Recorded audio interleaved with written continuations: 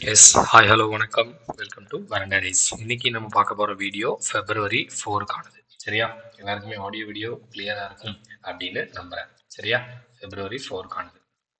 Is okay. இன்னைக்கான first news என்ன அப்படின்னா ministry of environment. Ministry of environment, forest, climate change யாருன்னா பூபேந்திர யாதவ். இதுக்கு முன்னாடி அவரே தான் இருந்தாருன்னு நினைக்கிறேன். இது வரைக்கும் என்னென்ன மினிஸ்ட்ரி பார்த்துருக்கோம்? லைக் வந்து பெட்ரோலியம் பார்த்துருக்கோம், petroleum and natural gas puri, Hardeep Singh puri அப்படின்னு பார்த்தோம். அடுத்து வந்து பஞ்சாயத் ராஜ், அதுக்கப்புறம் அனிமல் ஹஸ்பண்ட்ரி, இது எல்லாமே யாரு அப்படின்னா ராஜு அப்படின்னு பார்த்தோமா. அடுத்து வந்து வேற என்ன பார்த்தோம்? லைக் வந்து லேபரு அதுக்கப்புறம் யூத், இவங்க ரெண்டு பேரும் யாரு? மண்டபத்திரமா ஏதோ ஒன்று வச்சிருந்தாங்க, மன்சுக் மண்டாவியா. சரியா? எஸ், இன்னொன்று படிச்சோமே, என்னது? இந்த மாதிரி க்ளூ வச்சு படித்தோம். இதெல்லாமே ரீசெண்டாக ஞாபகம் வச்சுக்கோங்க. இந்த பூபேந்திர யாதவ் என்ன பண்றாங்க அப்படின்னா புதுசா 4 வெட்லேண்ட்ஸை என்ன பண்றாங்க அப்படின்னா ராம்சர் கன்வர்ஷன் அப்படின்றதுல சேர்க்கறாங்க, அந்த லிஸ்ட்ல சேர்க்கறாங்க. ஃபர்ஸ்ட் இந்த ராம்சர் கன்வென்ஷன் அப்படின்னா என்னன்னு தெரியணும். சரிங்களா? போலாமா? இந்த ராம்சர் கன்வென்ஷன் அப்படிங்கிறது ஒரு ட்ரீட்டி, லைக் வந்து ஒரு ஒப்பந்தம் மாதிரி. அந்த ஒப்பந்தம் எதுக்காக போடப்பட்டுச்சு அப்படின்னா உலகத்துல உள்ள வெட்லேண்ட்ஸ், சதுப்பு நம்ம எல்லாத்தையும் காப்பாற்றணும். அந்த சதுப்பு நிலத்துல இருக்கிறத பொறுத்து தான் லைக் வந்து உயிரினங்கள், அதை பேஸ் பண்ணி நிறைய உயிரினங்கள், பறவைகள்லாம் வாழுது அப்படின்றதுக்காக கொண்டு வந்தது தான் இந்த ராம்சர் கன்வென்ஷன். இது ஒரு இன்டர்நேஷனல் ட்ரீட்டி. 1971 போடப்பட்டது. இது ஈரான்ல ராம்சர்னு ஒரு இடம் இருக்கு, அந்த இடத்துல போட்டதுனால இதுக்கு பேர் ராம்சர் கன்வென்ஷன். அதுக்கப்புறம் இது எப்பயில இருந்து அமலுக்கு வந்துச்சு அப்படின்னா 1975 இருந்து. மொத்தம் இந்த ராம்சர் கன்வென்ஷனோட 172 கண்ட்ரி ஒப்பந்தம் போட்டிருக்கு. நாங்களாம் அந்த மாதிரி வந்து சதுப்பு நிலத்தை காப்பாற்றுறோம், இந்த வெட்லேண்ட்ஸை காப்பாற்றுறோம் அப்படின்னு சொல்லி. அதுல இந்தியாவும் ஒரு ஆள். இந்தியா எப்போ ஜாயின் பண்ணிச்சு அப்படின்னா 1982. ரொம்ப ரொம்ப முக்கியம். சரிங்களா? இந்த டிட்பிட்ஸ் எல்லாமே ரொம்ப ரொம்ப முக்கியம், ஞாபகம் வச்சுக்கோங்க. சரியா? இப்போ இந்த நியூஸ்குள்ள போகலாம். இப்போ இந்த கணக்கின்படி, லைக் வந்து இந்த நியூஸின் படி ராம்சர் கன்வென்ஷன்னா என்னன்னு தெரிஞ்சிச்சு. இப்போ அதுல என்ன சார் பண்றாங்க அப்படின்னா இந்தியால இருந்து அந்த லிஸ்ட்ல லைக் வந்து என்ன பண்ணுவாங்க அப்படின்னா இந்தியாவில் உள்ள சதுப்பு நிலங்கள், பாதுகாக்க வேண்டிய சதுப்பு நிலத்தெல்லாம் என்ன பண்ணுவாங்கன்னா அதில் சேர்த்து விட்டுருவாங்க. சரியா? அதில் சேர்த்து விடுறதுனால என்ன அப்படின்னா அந்த இடத்துக்கு ஒரு தனி இது வந்துடும். அது வந்து யாரும் வந்து ஆக்கிரமிக்க முடியாது. அதில் வந்து அந்த இடத்த வந்து வேஸ்ட் பண்ணக்கூடாது, அந்த இடத்த இது பண்ணக்கூடாது, லைக் வந்து அந்த மாதிரி நிறைய இது வந்துடும். அந்த இடத்த பாதுகாக்கணும் அப்படின்ற மாதிரி. இப்போ இந்தியால இருந்து மொத்தம் 4, அதனாலதான் என்விரான்மெண்ட் அண்ட் ஃபாரஸ்ட் மினிஸ்ட்ரி இதுக்கு வராங்க. சரியா? இப்போ இந்தியாவில் உள்ள 4 வெட்லேண்ட்ஸை என்ன பண்றாங்க, ராம்சர் கன்வென்ஷன் லிஸ்ட்ல சேர்க்கறாங்க. மொத்தமா இப்ப இதை சேர்க்கறது மூலமா இந்தியால இருந்து மொத்தம் எத்தனை ராம்சர் வெட்லேண்ட்ஸ் இருக்கு அப்படின்னா 89 இருக்கு. ராம்சர் கன்வென்ஷன்ல எத்தனை வெட்லேண்ட்ஸ் இருக்கு அப்படின்னா 89 வெட்லேண்ட்ஸ் இது வரைக்கும் இருக்கு. சரியா? நம்ம 75th இண்டிபெண்டன்ஸ் டே வந்தோம் தெரியுமா போன வருஷம். அப்போ நம்ம 75 ராம்சர் சைட்டை அச்சீவ் பண்ணியிருக்கோம். இது நமக்கு டார்கெட்டா இருந்துச்சு அப்போ, போன வருஷத்து அப்போ. இப்ப கிடையாது. இப்போ மொத்தம் நம்ம 89 ராம்சர் சைட் வச்சிருக்கோம். சரிங்க சார், இந்த 4 புதுசா ஜாயின் ஆனிச்சுல, அந்த 4 என்னென்னது அப்படின்னா ரொம்ப ஈஸி. 2 வந்து தமிழ்நாட்டிலே இருக்கு. சக்கரக்கோட்டை பேர்ட் சாங்சுரி அப்படின்னு ஒண்ணு, தீர்த்தங்கல் பேர்ட் சாங்சுரி அப்படின்னு ஒண்ணு. இது ரெண்டுமே தமிழ்நாட்டுல இருந்து, ராமநாதபுரம் டிஸ்ட்ரிக்ட்ல இருந்து. சரியா? மிச்சம் இருக்க ஒண்ணு சிக்கிம், இன்னொன்னு ஜார்க்கண்ட். ஆக்சுவலா இந்த கெச்சோ கீச்சியோ பர்லி கீச்சியோ பல்ரி கீச்சியோ பல்ரி இந்த வெட்லேண்ட் கீச்சியோ பல்ரி அப்படிங்கிறது சிக்கிம்ல ஃபர்ஸ்ட் வந்தது. ஃபர்ஸ்ட் வெட்லேண்ட் சிக்கிம்ல வந்து ஒரு முறையா ஒரு வெட்லேண்ட் வருது அப்படின்னா அந்த கீச்சியோ பல்ரி தான். சரியா? Yes, okay. உத்வா லேக் அப்படின்ற ஜார்க்கண்ட்ல உள்ள இது ஜார்க்கண்ட்லயுமே இதான் ஃபர்ஸ்ட் வெட்லேண்ட். ஓகேவா? உத்வா லேக், அப்புறம் கிச்சியோ பரி வெட்லேண்ட், இது 4 தான் சேர்ந்திருக்காங்க. மொத்தம் இந்த 2 சேர்ந்தனால, இந்த சக்கரக்கோட்டை அதுக்கப்புறம் வந்து தீர்த்தங்கள், இந்த 2 சேர்ந்ததுனால மொத்தம் தமிழ்நாட்டுல மட்டும் 20 ராம்சர் சைட் இருக்கு. ஓவராலா 89ல தமிழ்நாட்டுல மட்டும் 20. அதே போக அதிகபட்சமான வெட்லேண்ட்ஸ் வச்சிருக்கிறது தமிழ்நாடு தான். இந்த ராம்சர் சைட்ல அதிகபட்சமான வெட்லேண்ட்ஸ் வச்சிருக்கிறது இந்தியாலே தமிழ்நாடு தான். அதை ஃபாலோ பண்ணி உத்தரப்பிரதேஷ் 10 வச்சிருக்கு. சரியா? வேர்ல்டு லெவல்ல மொத்தம் எத்தனை ராம்சர் சைட் இருக்கு அப்படின்னா 2529. ஓகேவா? இப்போ அந்த நம்பர்ஸ் மட்டும் ஒரு ரிவைஸ் பண்ணுவோமா? மொத்தம் வேர்ல்டு லெவல்ல 2529. 39 2529. ஓகேவா? இதுல இந்தியால மட்டும் 89 வெட்லேண்ட் இருக்கு. அந்த 89 தமிழ்நாட்டுல மட்டும் 20 இருக்கு. அடுத்தபடி அதிகமா 10 இருக்கு. இப்போ மொத்தம் 4 சேர்ந்துருக்கு. அந்த 4த்துல இருந்து 2 தமிழ்நாடு, 1 ஜார்க்கண்ட், 1 சிக்கிம். இந்த நம்பர்ஸ் தான் மறந்துடாதீங்க, ரொம்ப ரொம்ப முக்கியம். 1971 ராம்சர் கன்வென்ஷன் போடப்பட்டுச்சு. 1975 இருந்து அமல்படுத்தப்பட்டுச்சு. 173 கண்ட்ரியோ 79 கண்ட்ரியோ, சரிங்களா? அது கீழே பார்க்கணும். 179 கண்ட்ரி அதில் மெம்பர் கண்ட்ரிஸா இருக்கு. இதில் இந்தியா 1982 மெம்பர் கண்ட்ரியா ஜாயின் ஆனிச்சு. இதோட ஹெக்டார்லாம் சும்மா பார்த்து வச்சுக்கோங்க. ராமநாதபுரம் டிஸ்ட்ரிக்ட்ல உள்ளது 230 ஹெக்டாரு, இது 29 ஹெக்டாரு, தீர்த்தங்கள் 29 ஹெக்டாரு, சக்கரக்கோட்டை 230 ஹெக்டாரு, முதுவாலைக்கு 565 ஹெக்டாரு, கீச்சியோபல்ரி அப்படின்றது 11 ஹெக்டாரு. சரியா, இது ஒவ்வொன்றோட சிறப்பம்சம் கொடுத்துருப்பாங்க, ஒரு தடவை பார்த்துக்கோங்க. ஓகேவா? எஸ். மொத்தம் கிட்டத்தட்ட அந்த உத்வாக் லேக்ல மட்டும் 83 ஸ்பீசிஸ் ஆஃப் பேர்ட்ஸ் வாழுது. அதே மாதிரி தீர்த்தங்கள் பேர்ட் சாங்சுரியில அது வந்து பேர்ட் சாங்சுரியா ஃபர்ஸ்ட் இந்த தீர்த்தங்கள் பேர்ட் சாங்சுரி இப்போ வெட்லேண்டா அறிவிக்கப்பட்டிருக்கு. இதுக்கு முன்னாடி அது 2010லயே அது பேர்ட் சாங்சுரி பறவைகள் சரணாலயமா அறிவிக்கப்பட்டுச்சு. சரியா, கிட்டத்தட்ட 48 ஸ்பீசிஸ் ஆஃப் பேர்ட்ஸ்க்கு அதுதான் ஹோமா இருக்கு. அதே மாதிரி சக்கரக்கட்டி பேர்ட் சாங்சுரியுமே எப்போ 2012, இது 2010, இது 2012. சரியா, 114 பேர்ட்ஸ். இது ரெண்டுமே ராமநாதபுரம் டிஸ்ட்ரிக்ட் தான். இந்தியா தான் ஏசியாலேயே அதிகபட்சமான ராம்சர் சைட்ஸை வச்சிருக்கிறது. வேர்ல்டுலயே இந்தியா 3rd பிளேஸ்ல இருக்கு அதிகபட்சமான ராம்சர் சைட்ல. இதுக்கு முன்னாடி யாருன்னா யூகேல நிறைய ராம்சர் சைட்ஸ் இருக்கு, 126, மெக்சிகோல 144, அதை தாண்டி இந்தியா தான். சரியா, எஸ். ஓகே. கிட்டத்தட்ட கடந்த 10 வருஷத்துல மட்டும் 26ல இருந்து 89 ராம்சர் சைட் நமக்கு வந்து 26 இருந்துச்சு. 2015 எடுத்து பாத்தீங்கன்னா இந்தியாவில் உள்ள ராம்சர் சைட் 26 தான் இருக்கு. ஆனா இப்போ 89 ராம்சர் சைட் வந்திருக்கு. லாஸ்ட் 3 வருஷத்துல மட்டுமே 47 ராம்சர் சைட் சேர்ந்திருக்கு. இதுல இன்னொன்னு என்ன ரொம்ப முக்கியம் அப்படின்னா வேர்ல்டு வெட்லேண்ட் டே February 2. இது அன்னைக்கு தான் பூபேந்திர நாத் ரிலீஸ் பண்றாங்க. நம்ம February 4 அதை படிக்கிறோம். சரியா, வேர்ல்டு வெட்லேண்ட் டே February 2. ஓகேவா? எஸ், இது ரொம்ப பார்த்துக்கோங்க. இதுதான் ரொம்ப முக்கியமான நியூஸ். புரிஞ்சா? எல்லாருக்குமே புரிஞ்சா? மொத்தம் 172, நான் 73, 79, 172. சரியா, எஸ். ஓகே. நெக்ஸ்ட் போலாமா? அடுத்த நியூஸ் வேர்ல்டு வெட்லேண்ட்லேயே கீழே ஒரு நியூஸாக வரும், அதையும் படிப்போம். சரியா, ரெண்டாவது நியூஸ் என்னன்னா IIT Indore, Indian institute of technology இண்டோரும் மினிஸ்ட்ரி ஆஃப் ஐடியும் அஸ்வினி வைஷ்ணவ் ரயில்வேஸ் இவங்க தான். ஓகேவா, இவங்க ரெண்டு மினிஸ்ட்ரியும் ஐஐடி இண்டோரும் மினிஸ்ட்ரி ஆஃப் ஐடியும் சேர்ந்து ஒரு அக்ரி ஹப் அப்படின்னு ஒன்று கொண்டு வராங்க. இந்த அக்ரி ஹப் என்ன சார் அப்படின்னா இது ஒரு சென்டர் ஆஃப் எக்ஸலன்ஸ்.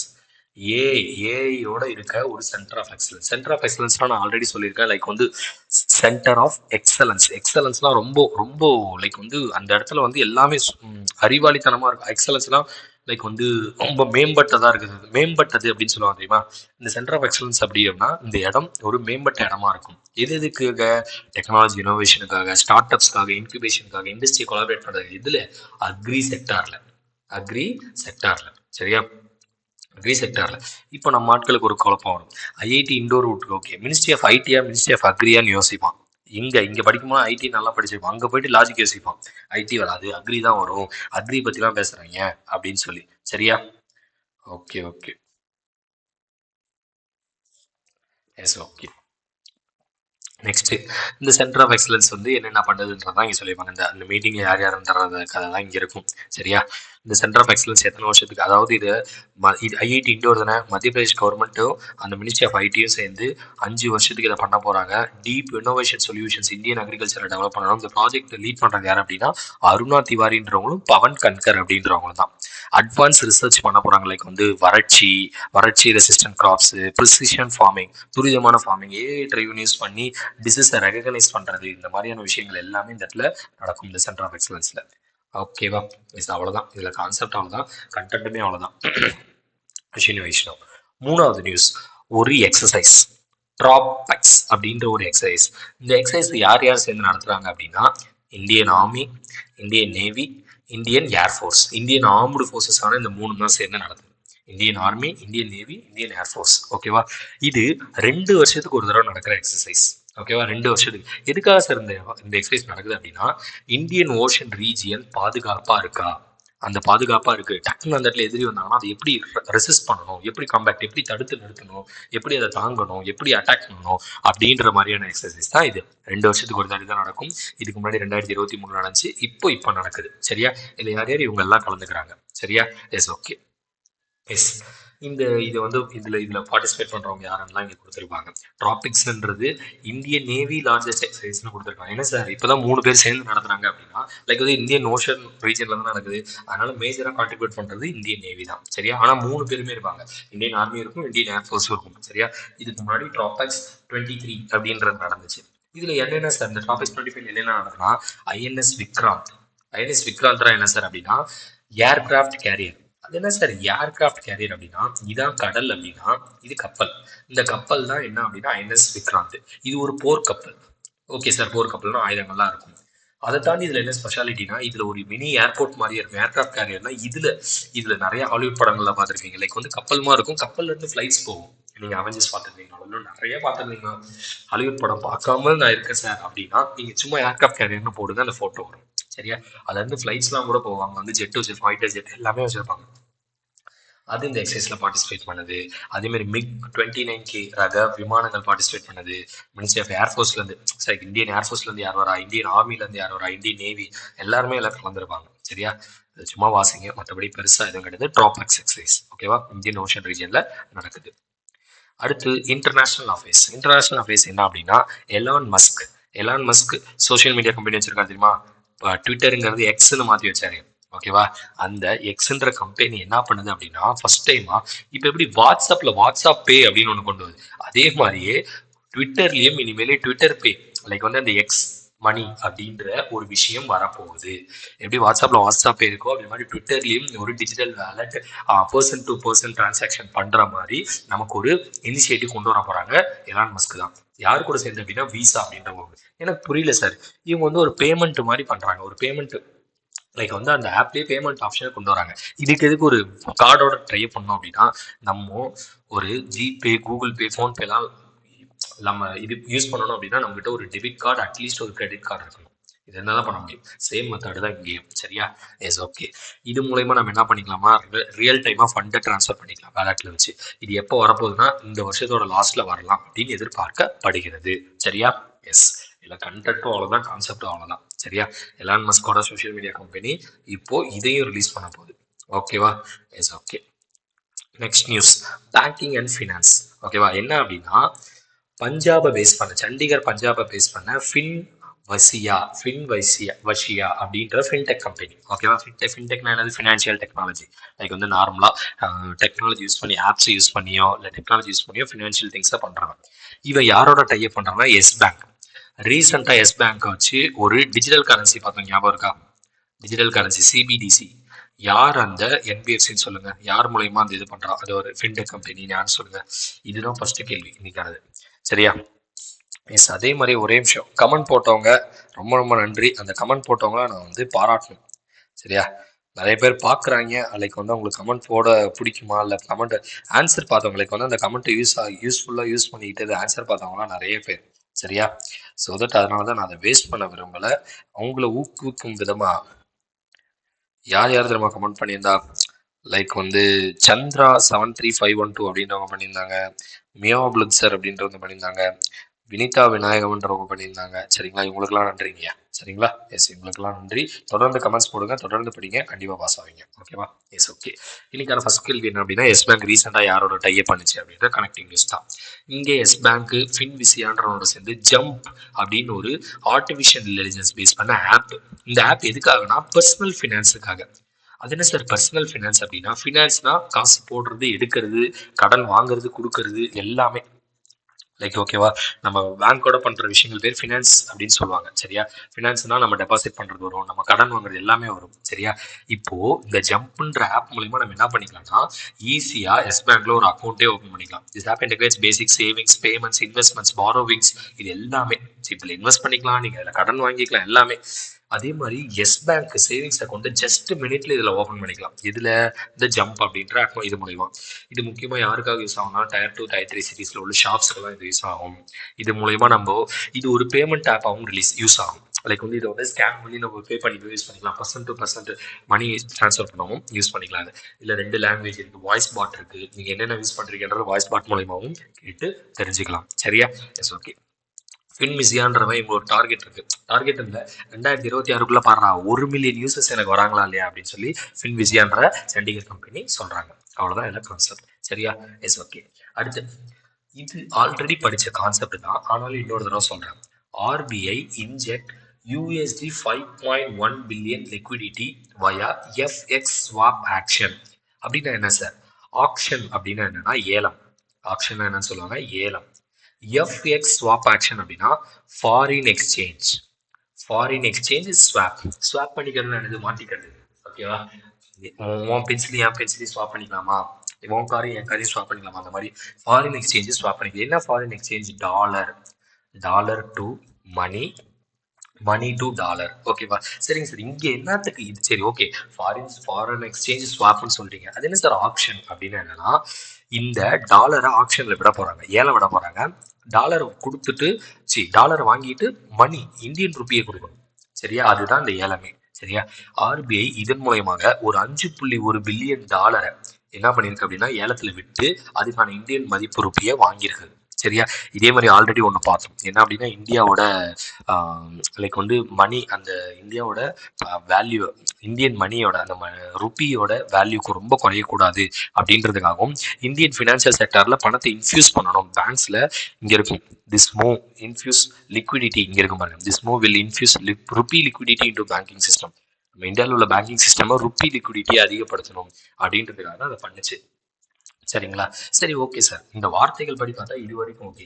இது என்ன சார் இந்த லைன் ஒன்று இருக்கு, இதுக்கு என்ன அர்த்தம் அப்படின்னா, this options are significant over subscription அப்படின்னா என்னன்னா, ஃபார் எக்ஸாம்பிள் நம்ம எக்ஸாம் அப்ளை பண்றோம், பேங்க் எக்ஸாம் அப்ளை பண்றோம். 100 வேகன்சிக்கு 10 லட்சம் பேர் அப்ளை பண்றதாங்களா? 100 வேகன்சிக்கு 10 லட்சம் பேர் அப்ளை பண்றாங்கன்னா இதுக்கு பேர் தான் ஓவர் சப்ஸ்கிரிப்ஷன். ஓவர் அப்ளிகேஷன் மாதிரி ஓவர் சப்ஸ்கிரிப்ஷன்.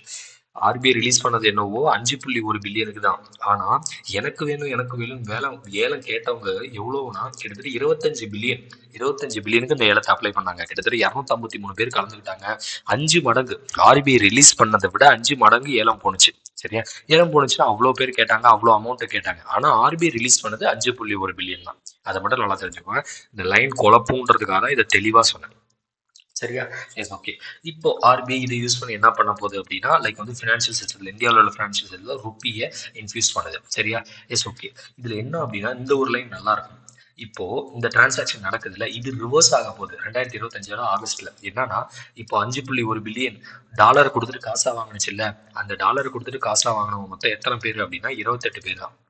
253 பேர்ல இருந்து 28 பேர் தான் செலக்ட் பண்ணியிருக்காங்க. அந்த 28 பேருக்கிட்ட இங்க பாரு, நீ இப்போ டாலரை வாங்கிட்டு காசு கொடுத்துருக்க. சரியா? நீ என்ன பண்ணணும்னா, இதுக்கப்புறம் அந்த காசை கொடுத்துட்டு நீ அந்த டாலரை கொடுத்துட்டு நீ காசை வாங்கிக்கணும், இந்தியன் ருப்பியை அப்படின்னு சொல்லிட்டு. அதுக்கு வந்து நான் வந்து ஒரு இன்ட்ரெஸ்ட் ரேட்லாம், current exchange spot rate 96.71 rupee, 96 ரூபாய் 71 பைசா. ஓகேவா? இன்னும் கொஞ்ச நாள் கழிச்சு இது வந்து 98 ரூபாயா மாறலாம், இல்லை குறையலாம், அதிகமாகிறதுக்கு தான் வாய்ப்பு இருக்கு. சரியா? இது என்ன பண்ணது, அந்த மாதிரி நான் டேக் பேக் பண்ணிக்குவேன் 43,000 கோடி கொடுத்து அப்படின்னு சொல்லி இப்பவே சொல்லிடுச்சு. கரன்சி எக்ஸ்சேஞ்ச் பண்றது இப்படி கொடுத்து எக்ஸ்சேஞ்ச் பண்ணிக்குவேன் அப்படின்னு சொல்லி. இதெல்லாம் யாரு சார் வாங்குறா அப்படின்னா, அவனுக்கு ஃபாரின் கரன்சி தேவைப்படும். வெளிநாடா இருக்கலாம், நம்ம ஊருக்காரனாவே இருக்கலாம், யாரா வேணா இருக்கலாம். சரியா? அவன் தான் வந்து இந்த ஏலத்தை எடுக்கலாம். இந்த நியூஸ் நல்லா புரியும் நினைக்கிறேன். லைன் பை லைனா நான் சொல்லியிருக்கேன். இந்த லைன்ஸ்ல பெருசா எதுவும் இல்லை. இந்த ஃபாரின் எக்ஸ்சேஞ்ச் ஸ்வாப் பண்றது மூலயமா ஆர்பிஐ என்ன பண்ணுது அப்படின்னா, ருப்பியோட லிக்விடிட்டி அதிகப்படுத்துது, டாலர்ஸோட சர்க்குலேஷனை கம்மி பண்ணுது. ஓகேவா? எஸ், புரிஞ்சுச்சா? எல்லாருக்குமே புரிஞ்சுச்சா? கிளியரா இருக்கா? இந்த இதுல எதனா டவுட் இருக்கு அப்படின்னா மறக்காம என்ன பண்ணுங்க அப்படின்னா என்கிட்ட கேளுங்க.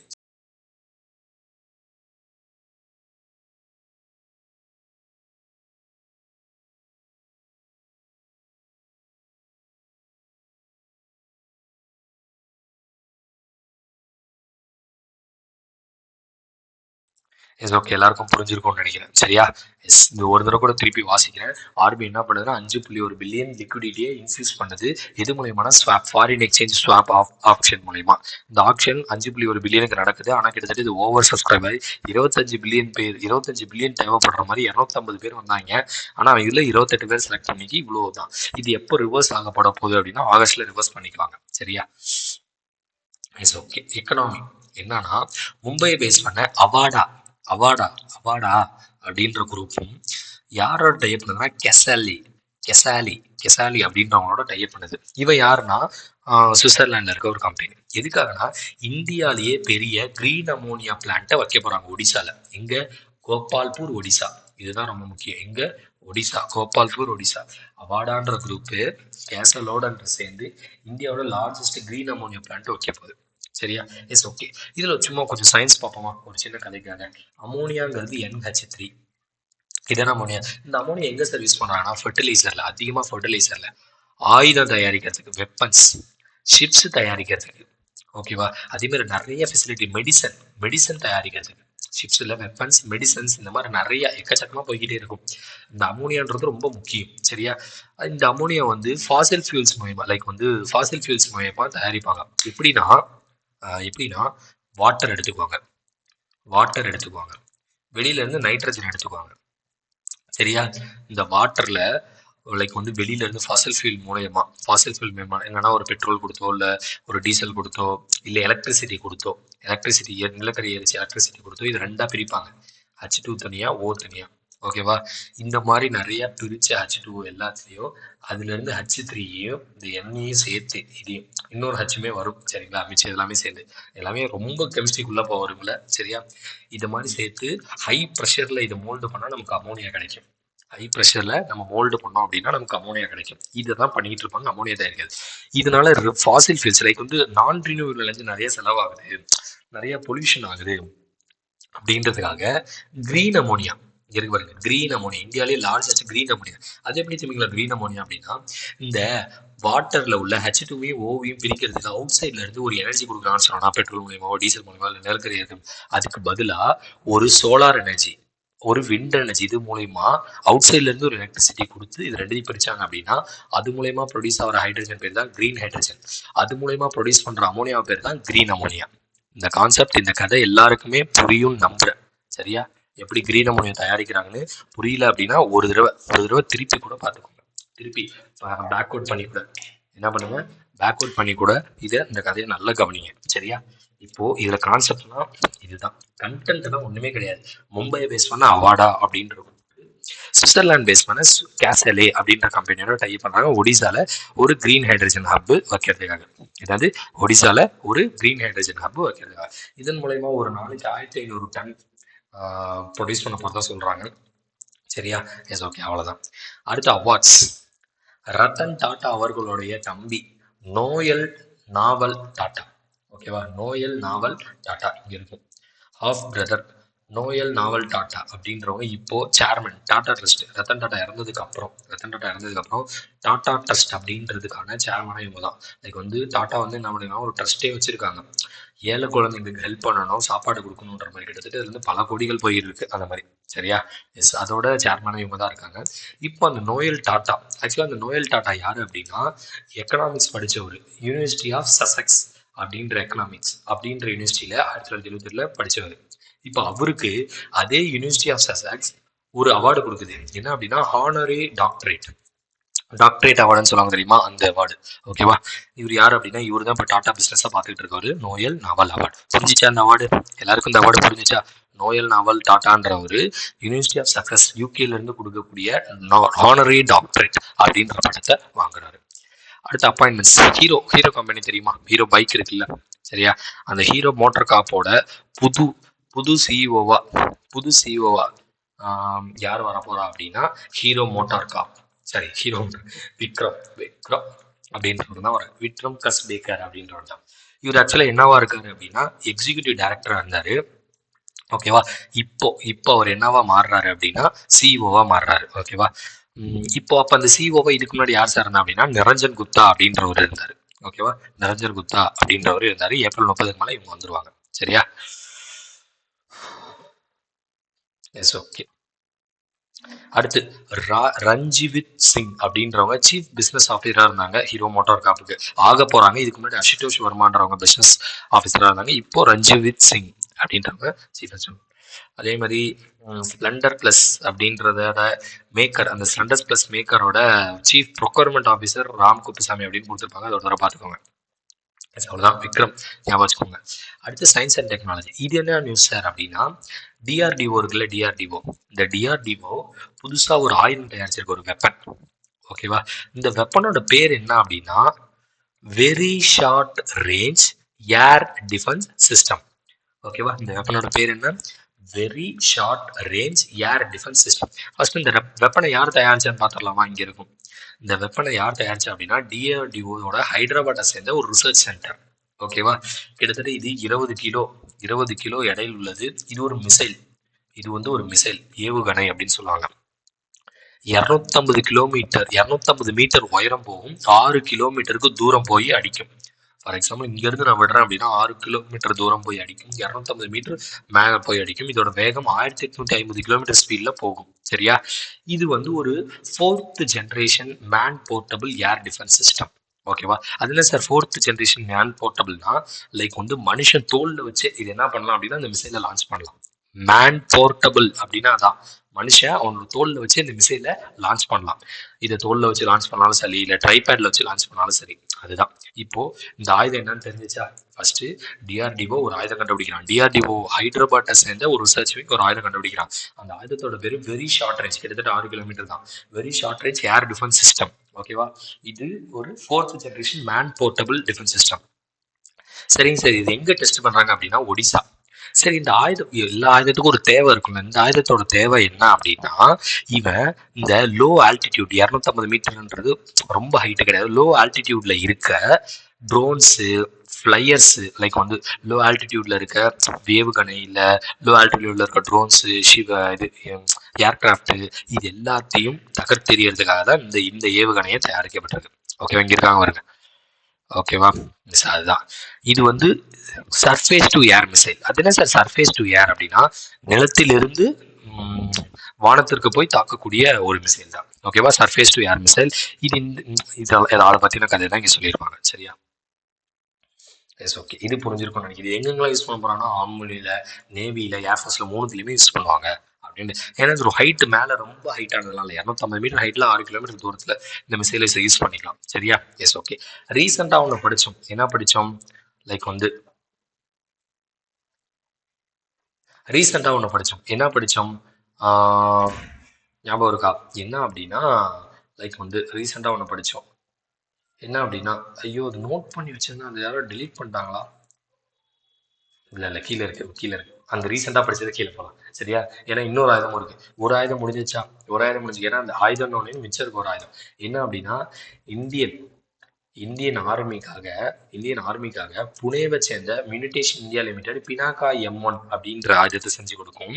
அதே மாதிரி ஏரியா டினைல் மியூட்டேஷன் அப்படின்ற ஆயுதத்தை மகாராஷ்டிரா பேஸ் பண்ண, நாக்பூரை பேஸ் பண்ண எக்கனாமிக் எக்ஸ்ப்ளோசிவ்ஸ் மொத்தம் 10,000 கோடி. இதுக்கு 5,500 கோடி, 5,700 கோடி, இதுக்கு 4,500 கோடின்ற மாதிரி. சரியா? எல்லாம் ரீசன்ட் நியூஸ் ஞாபகம் வச்சுக்கோங்க. இப்போ அடுத்து என்ன சார் நியூஸ் அப்படின்னா, இதையும் கதை மாதிரி படிப்போமா? இது இந்தியன் நேவி என்ன பண்ணுது அப்படின்னா 2021 ஒரு கம்பெனிக்கு ஒரு டைப் பண்ணுது. 2021 மார்ச்ல இந்தியன் நேவி ஒரு டைப் பண்ணுது. சூரிய டிப்தா ப்ராஜெக்ட் பிரைவேட் லிமிடெட் அப்படின்ற ஒரு சின்ன கம்பெனி. ஓகேவா? அவன்கிட்ட ஒரு கப்பல் செஞ்சு தர சொல்லுது. ஓகேவா? கப்பல் செஞ்சு தர சொல்லுது. பார்ஜ் அப்படின்னா கப்பல் அப்படின்னு சொல்லுவாங்க. இந்த பார்ஜ் அப்படின்னா என்னன்னா, ரொம்ப நீளமா ஒல்லியா இருக்கும். இது வந்து பிளைனா இருக்கும்.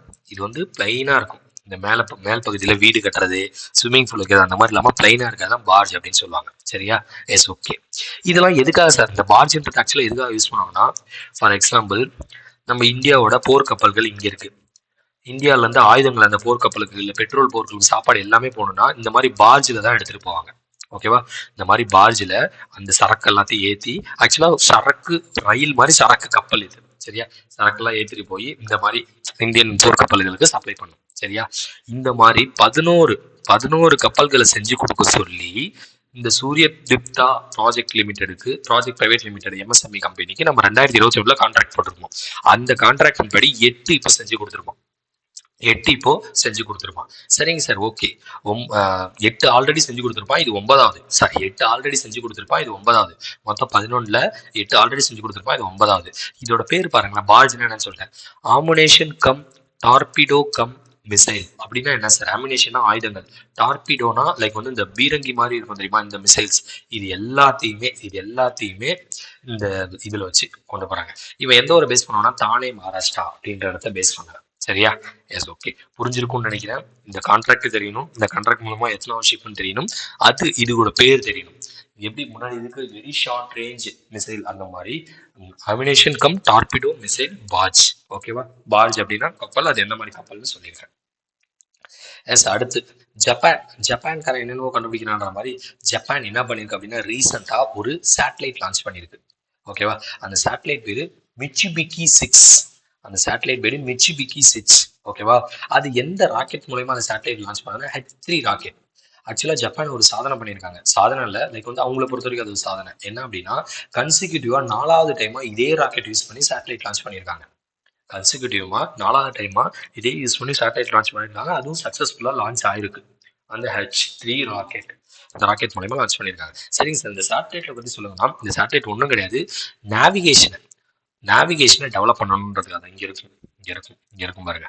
To improve location accuracy for smart phones navigation system drones. இவங்களுக்கு நேவிகேஷன் இன்னும் துரிதமாக கொடுக்கணுன்றதுக்காக அந்த சேட்டலைட்டை அனுப்பப்பட்டிருக்கு. சரியா? இதே மாதிரி அந்த H3 ராக்கெட்டை வச்சு 5th சேட்டலைட் லான்ச் நடத்த போறோம் அப்படின்றத சொல்லியிருக்காங்க 2026. ஓகேவா? எஸ், அதுதான் இந்த H3 ராக்கெட்டை பற்றி இங்கே சொல்லியிருப்பாங்க. இங்கே இருக்கும். இதுக்கு முன்னாடி H2ன்றதை ரீப்ளேஸ் பண்ணிட்டு வந்தது தான் அந்த H3. ஓகேவா? இதுவும் ஜாக்ஸா தான் ட்ரை பண்ணுச்சு, ஜாக்ஸா தான் உருவாக்குனுச்சு. ஜாக்ஸா ஏரோஸ்பேஸ் எக்ஸ்ப்ளோரேஷன், நாசா, இஸ்ரோன்ற மாதிரி ஜாக்ஸான்றது ஜப்பானுக்கு உள்ளது. 2003 உருவாக்கப்பட்டது. டோக்கியோ ஜப்பான், ஹிரோஷி யமகாவா அப்படின்றது தான். ஓகேவா? எஸ். அடுத்த ஒரு நியூஸ் என்ன அப்படின்னா, இது எல்லாருக்கும் புரிஞ்சிருக்கும்னு நினைக்கிறேன் இந்த இது. சரியா? அடுத்த ஒரு நியூஸ் என்ன அப்படின்னா, சுனிதா வில்லியம்ஸ். ஓகேவா? இவங்க இந்தியா ஆரிஜின் அமெரிக்கால இருக்க ஒரு நாசா ஆஸ்ட்ரோனட். ஓகேவா? அவங்க ஃபர்ஸ்ட் டைமா முதல் பெண்மணி 62 மணி நேரம் 6 நிமிஷம் விண்வெளியிலேயே பயணம் செஞ்சிருக்காங்க. முதல் ஃபீமேல் பெண்மணி. Record the longest total space walking, விண்வெளி பயணம் மேற்கொண்ட முதல் பெண்மணி யாரு அப்படின்னா இவங்க தான், சுனிதா தான். 62 மணி நேரம். சரிங்க சார், இவங்க எப்போ போனாங்க, இவ்வளோ நேரம் இருக்காங்க அப்படின்னா கிட்டத்தட்ட போன வருஷம் செப்டம்பர் 23 ஒரு லான்ச் நடந்திருக்கும் இன்டர்நேஷனல் ஸ்பேஸ் ஸ்டேஷனுக்கு. அந்த லான்ச்சில் விண்வெளிக்கு போனவங்க 62 மணி நேரம் விண்வெளியில வாக் பண்ணியிருப்பாங்க. அதான் சொல்லியிருப்பாங்க, விண்வெளி பயணத்தை மேற்கொண்டிருப்பாங்க. This marked her 9th spacewalk. கிட்டத்தட்ட இதுக்கு முன்னாடியே 8 தடவை நடந்திருக்காங்க. ஆனால் 60 மணி நேரம் தான் இதுக்கு முன்னாடி இப்போ ஒரு ரெக்கார்டே வச்சிருக்காங்க. சரியா? இவங்க கூடயே இன்னொரு ஆஸ்ட்ரோனட்ஸ் எல்லாம் போனாங்க. இங்க இருக்கும் இவங்க கூட யார் ஆஸ்ட்ரோனட்ஸ் போனாங்க அப்படின்னு சொல்லி, அந்த ஆஸ்ட்ரோனட்ஸ் எல்லாம் இப்போ வரைக்கும் அங்கதான் இருக்காங்க, ஜூன்ல இருந்து. ஓகேவா? முதல் பெண்மணி இவங்க தான், சுனிதா வில்லியம்ஸ். இந்தியாவை ஒரிஜின் பண்ணவங்க. இதே மாதிரியே ஒன்று பார்த்தோம். என்ன அப்படின்னா, நாசா இப்போ அனுப்ப போறிய ஆக்சியாம் மிஷன் அப்படின்ற மிஷன்ல இந்தியாவை சேர்ந்த ஒரு பைலட் கேப்டன் சுபச்சு சுக்லா அப்படின்றவங்க அது ஒரு மெம்பரா இருக்காங்க. சரியா? எஸ். அடுத்து ஐசிசி ரீசெண்டா நிறைய அவார்ட்ஸ் கொடுத்துருக்கு. அந்த மாதிரி ஐசிசி புதுசா ஆரம்பிச்ச ஒன்று தான் அண்டர் T20 உமன்ஸுக்காக. முன்னாடில இருந்தே எப்பனா 2003 2004 இருந்தே மென்ஸுக்கான அண்டர் 19 வேர்ல்டு கப்லாம் இருக்கு. சரியா? மென்ஸுக்கான அண்டர் 19 முன்னாடி இருந்தே நடந்திருக்கு. ஆனா விமன்ஸுக்கான அண்டர் 19 T20 வேர்ல்டு கப்ன்றது 2023 இருந்து தான் நடக்குது. இது செகண்ட் எடிஷன் ஆக்சுவலா. ஓகேவா? நடந்த 2023 2025 இந்த நடந்த ரெண்டுத்துலயுமே இந்தியா தான் ஜெயிச்சிருக்கு வேர்ல்டு கப்பை. சரியா? வேர்ல்டு கப்ன்றது வேர்ல்டுல இருந்து எல்லா டீமும் T20 world cup, under 19 T20 world cup. சரியா? இதுல ஃபர்ஸ்ட் இது இந்தியா இங்கிலாண்டை தோக்கடிச்சிச்சு. சவுத் ஆப்பிரிக்காவோட இடத்துல இந்தியா இங்கிலாண்டோட தோக்கடிச்சு ஃபர்ஸ்ட். இதுல இப்போ இந்த நியூஸ் என்ன அப்படின்னா, இந்தியா சவுத் ஆப்பிரிக்காவை தோக்கடிச்சிருக்கு மலேசியா கிரவுண்ட்ல, மலேசிய மண்ணில் இந்தியா சவுத் ஆப்பிரிக்கா தோக்கடிச்சு தன்னோட second consecutive under 19 T20 world கப்பை ஜெயிச்சிருக்காங்க. சரியா? இந்தியா சைட்ல இருந்து இந்தியன் கேப்டனா இருந்தது நிக்கி பிரசாத். இது ரொம்ப ரொம்ப முக்கியம், ஞாபகம் வச்சுக்கோங்க. அதே மாதிரியே பிசிசியோட செக்ரட்டரியான ஐசிசியோட ஹெட்டான ஜெய்ஷான்றவங்க 5 கோடி பரிசு தொகையை வழங்கியிருக்காங்க. யாருக்கு? நம்ம இந்தியன் டீம் உமன்ஸ் அண்டர் 19 டீமுக்கு. ஓகேவா? எப்படி ஜெயிச்சாங்க அப்படின்னா, அவங்க 82 ஃபர்ஸ்ட் அவங்க தான் பேட்டிங் பிடிச்சிருப்பாங்க. 82 ரன் தான் அடிச்சிருப்பாங்க. நம்ம 11 ஓவர்லேயே அசால்ட்டா அடிச்சு முடிச்சிருப்போம். Player of the match, player of the cricket Gongadi Trisha ஞாபகம் வச்சுக்கோங்க. ஓகேவா? நம்ம த்ரிஷாக்கா என்ன பண்ணியிருக்காங்க அப்படின்னா, த்ரிஷா தங்கச்சி, ஏன்னா under 19 player of the match அவங்க தான், பிளேயர் ஆஃப் த சீரீஸும் அவங்க தான். இது மலேசியாவில் நடந்துச்சு, அதை ஞாபகம் வச்சுக்கோங்க. அண்டர் 19 T20 வேர்ல்டு கப் 2023 தான் நடக்குது. T20 ஃபார்மேட்ல கிட்டத்தட்ட 16 டீம் பார்ட்டிசிபேட் பண்ணாங்க. ஓகேவா? அந்த T20 வேர்ல்டு கப்பையும் நம்ம தான் ஜெயிச்சோம். இதையும் நம்ம தான் ஜெயிச்சோம். அடுத்த எடிஷன் எங்க நடக்க போகுது அப்படின்னா, பங்களாதேஷும் நேபாளும் சேர்ந்து 2027 ஹோஸ்ட் பண்ண போகுது. பார்ப்போம் அதில் யார் ஜெயிக்கிறாங்க. ஓகேவா? எஸ். ஓகே. இது எல்லாருக்குமே புரிஞ்சுச்சா? எஸ். ஓகே. அடுத்து ரீசெண்டாக நியூஸ் கேள்விப்பட்டிருப்பீங்க, டாடா ஸ்டீல் செஸ் அப்படின்ற செஸ் டோர்னமெண்ட் எங்க நடந்துச்சு அப்படின்னா இது வந்து இவங்க சொல்லியிருப்பாங்களே எங்க நடந்துச்சு அப்படின்னா நெதர்லாண்ட்ஸ்ல நடந்துச்சு. இந்த டாடா ஸ்டீல் செஸ் டோர்னமெண்ட் எங்க நடந்துச்சு அப்படின்னா நெதர்லாண்ட்ஸ்ல நடந்துச்சு. அந்த டாடா ஸ்டீல் செஸ்ல யார் ஜெயிச்சிருக்கா அப்படின்னா பிரக்னானந்தா ஜெயிச்சிருக்காங்க. யாரை தோக்கடிச்சு அப்படின்னா குகேஷ். ரெண்டு பேருமே இந்தியர்கள் தான், ரெண்டு பேருமே தமிழ்நாடு சேர்ந்தவங்க தான். ஓகேவா, இட்ஸ் ஓகே. அதோட ஃபைனல்ல பிரக்னானந்தா குகேஷ் தோக்கடிச்சிருப்பாங்க. ஆக்சுவலா இது எப்படி தோக்கடிச்சிருப்பாங்கன்னா ஜெயிச்சு தோக்கடிச்சிருப்பாங்க. டை பிரேக் ஆயிருக்கும் ரெண்டு பேருக்கும். பாயிண்ட்ஸ் படி பார்க்கும்போது பிரக்னானந்தா முன்னாடி இருப்பாங்க. ஆனால் அவங்களுக்கு அவங்க தான் வின்னர். சரியா, பிராணம் தான் ஃபர்ஸ்ட் செஸ் பிளேயர். விஸ்வநாத ஆனந்துக்கு அப்புறம் இந்த டாடா ஸ்டீல் செஸ் டோர்னமெண்ட்டை ஜெயிச்சது இந்த இந்தியன் பிளேயர் யாரு அப்படின்னா நம்ம பிரணவானந்தா தான். இதுக்கு முன்னாடி விஸ்வநாத ஆனந்த் மட்டும் தான் ஜெயிச்சிருக்காங்க. அதுக்கப்புறம் யாருமே ஜெயிச்சதில்லை, இந்தியாவை சேர்ந்தவங்க. சரியா, இது டாடா செஸ் டோர்னமெண்ட் எத்தனாவது அப்படின்னா 87வது விஷயம். 87 வருஷமா இது நடக்குதுயா. விம்பிள்டன் ஆஃப் செஸ், அதாவது செஸ்லேயே ஒரு வேர்ல்டு கப்புக்கு இணையான ஒரு ஒரு ஒரு நல்ல, இப்போ எப்படி ஆஷஸ் அப்படின்றது கிரிக்கெட்ல அந்த மாதிரி. ஓகேவா, விம்பிள்டன் லைக் வந்து ஒரு ஒரு பெரிய செஸ் டோர்னமெண்ட். ஓகேவா, அந்த செஸ் டோர்னமெண்ட்ல இதுக்கு முன்னாடி யாரெல்லாம் ஜெயிச்சிருக்கான்னு இங்க இருக்கும். இதுக்கு முன்னாடி வந்து யூஓ, பொட்விமிக், டாலு, பெர்ஷியன், ஸ்பாசா, கர்பவ், கப்ஷினி, கமாக், ஆனந்த், கால்சன் இவங்கெல்லாம் மட்டும் ஜெயிச்ச டோர்னமெண்ட்ல இப்போ யார் ஜெயிச்சிருக்கா அப்படின்னா நம்ம பிரகலானந்தா ஜெயிச்சிருக்காங்க. சரியா, எஸ் ஓகே. இதுல 14 ரவுண்டு இருக்கும். மாஸ்டர் அப்புறம் சேலஞ்சஸ் கேட்டகரி, ரெண்டு category, master category, challenges category. இங்க இருக்கும் டை பிரேக்கர் மூலமா ஜெயிச்சிருப்பாங்க அப்படின்னு சொல்லி. சரியா, எஸ் ஓகே. இது எங்க நடந்துச்சுன்றது ரொம்ப முக்கியம், எத்தனாவது எடிஷன்ன்றது ரொம்ப முக்கியம், யார் ஜெயிச்சான்றது ரொம்ப முக்கியம். சரியா, எஸ் ஓகே. அடுத்து பாப்பானி குனியா. இதுக்கு முன்னாடி குயானா அப்படின்ற ஒரு நாடை பத்தி பார்த்தோம். கேள்வி நம்பர் 2. முதல் கேள்வி ஒன்று கேட்டோம்னா கேள்வி நம்பர் 2. இந்த குயானாவோட கனெக்டிங் நியூஸ் இதுக்கு முன்னாடி என்ன படித்தோம்? ஏதோ ஒரு நோய்க்கு படிச்சோமா, இல்லை எதுக்கு படிச்சோமா தெரியலப்பா. ஓகேவா, ஃபார்மர் பப்பானி குனியாவோட பிஎம் ஆன ஜூலியஸ் சான், சிங்சான் மாதிரி ஜூலியஸ் சான் இறந்து போயிட்டாரு. சரியா, பப்பானி குனிமால இல்ல, ஃபார்மர் பிஎம், இதுக்கு முன்னாடி பிஎம்ஆ இருந்தவர் ஜூலியஸ் சான் இறந்து போயிட்டாரு. ஓகேவா, சின்சானோட தாத்தா மாதிரியே இருக்காரு. ஓகேவா, எஸ் ஓகே. இவரு knight commander order of British empire அவார்ட்லாம் வாங்கியிருக்காரு 1981. ஞாபகம் வச்சுக்கோங்க, இது ரொம்ப முக்கியமான அவார்டு. சரியா, knight commander order of British award. சரியா, yes okay. Papua New Guinea, James Marape, Port Moresby, Papua New Guinea தான் கிரான் அப்படின்றத கரன்சி. அதே மாதிரியே ஐஎம்எஃப்கே எம்டியா இருந்தவர், ஜெர்மனோட பிரசிடென்டா இருந்தவர் இறந்து போயிட்டாரு. ஹார்ஸ்ட் கொல்ஹர். அவரை கொல்லுக, ஜெர்மன் கொல்லுங்க அப்படின்ற மாதிரி. ஹார்ஸ்ட் கொல்ஹர் அப்படிங்க. கோஹ்லர், ஆக்சுவலி கோஹ்லர், நான் கொல்ஹர்னு படிச்சிட்டேன். கோஹ்லர் நீங்க எப்படி வச்சுக்கிட்டாலும் சரி. சரியா, அவர் இறந்து போயிருப்பாரு. சரியா, இவர் 9th பிரசிடென்ட் ஆஃப் ஜெர்மனியா இருந்திருக்காரு 2004 இருந்து 2010 வரைக்கும். ஐஎம்எஃப்லோட எம்டியா 2000 4 வருஷம் இருந்திருக்காரு. ஓகே, ஃபர்ஸ்ட் ஐஎம்எஃப் எம்டியா இருந்துட்டு அப்புறம் ஜெர்மனிக்கு பிரசிடென்ட் ஆயிருப்பாரு. சரியா, அதுதான். அடுத்து இம்பார்ட்டன்ட் இஸ் சொன்ன மாதிரி வேர்ல்டு வெட்லாண்ட்ஸ் டே February 2 அன்னைக்கு செலிப்ரேட் பண்றோம். சரியா, ராம்சர் கன்வர்சேஷன் எல்லாத்தையுமே இந்த இடத்துல சொல்லியிருப்பாங்க. ராம்சர் கன்வர்ஷன் என்ன எல்லாமே. இன்னொன்று இதுல நம்ம படிக்க வேண்டியது என்ன அப்படின்னா, வேர்ல்டு வெட்லாண்ட்ஸ் டே 1997 இருந்து ஆரம்பிக்கப்பட்டது. ஃபர்ஸ்ட் டைமா இந்த டே, அது வந்து அப்பையிலேருந்தே சொல்லிக்கிட்டு இருக்கோம், இந்த மாதிரி வெட்லாண்டுக்குன்னு ஒரு டேவை கொண்டு வரணும்னு 1997 பேசி 2022 தான் first edition of world wetlands டேவே கொண்டு வரப்படுது. அதுக்குன்னு ஒரு நாளே ஒதுக்கப்பட்டுச்சு. ஆக்சுவலாக அதில் உள்ள சில பாயிண்ட்ஸ்லாம் நல்லா இருக்கும். என்ன அப்படின்னா, ஃபர்ஸ்ட் ராம்சர் சைட்ஸாக தேர்ந்தெடுக்கப்பட்ட இடம் எது அப்படின்னா கோபேக் பெனின்சுலா அப்படின்ற இடம் தான். இந்தியாவில் 89 இருக்கு. இதெல்லாம் பார்த்து வச்சுக்கோங்க, கேள்விகளாக கேட்கலாம். இந்தியாவிலே உள்ள பெரிய ராம்சர் சைட் எது அப்படின்னா சுந்தர் பேன்ஸ், வெஸ்ட் பெங்காலில் உள்ளதுதான். ஸ்மாலஸ்ட் எது அப்படின்னா ரேணுகா வெட்லாண்டு, இமாச்சல் பிரதேஷ்ல இருக்கிறது தான். ஓகேவா, இதை பார்த்து வச்சுக்கோங்க, ரொம்ப ரொம்ப முக்கியம். அதனால தான் கீழே நடத்துறேன். எஸ் ஓகே, அவ்வளோதான் இன்னைக்கான நியூஸ் எல்லாருக்குமே புரிஞ்சிருக்கும்னு நினைக்கிறேன். முடிஞ்ச வரைக்கும் நான் ஏன் லைவ் கொண்டு வரமா ரெக்கார்டர் போடுறேன் அப்படின்னா, லைவ்னா 1.5 மணி நேரத்துக்கு மேலே போகுது. ரெக்கார்டர்னா என்னால் ஒரு 35 நிமிஷத்துலேருந்து 40 நிமிஷத்துக்குள்ளே முடிக்க முடியுது. ஸோ தட் உங்களுக்கு பார்க்க ரொம்ப ஈஸியாக இருக்கும். சரியா, ஆல்ரெடி கிளர்க்கு ப்ரிலிம்ஸோட ஹால் டிக்கெட் வந்துருச்சு. படிச்சுக்கிட்டே இருங்க, கண்டினியூஸாக படிங்க. என்ட்ருந்து வீடியோ வந்துடும், பயப்பட வேணாம். வீடியோஸை கொஞ்சம் ஷேர் பண்ணுங்கள் உங்கள் ஃப்ரெண்ட்ஸுக்கு. வியூஸ் அடி வாங்கினுச்சு அப்படின்னா எனக்கு ரொம்ப டவுனாக இருக்கும். சரிங்களா, லைவ் வந்தால் இன்னும் நிறைய வியூஸ் வரும் ஒத்துக்கிறாங்க. நான் ரெக்கார்டரில் வந்துச்சு அப்படின்னா யூஸ் பண்ணிக்கோங்க. சரியா, yes okay. Thank you to all. மீண்டும் அடுத்த வீடியோவில் சந்திப்போம். டாடா, பை.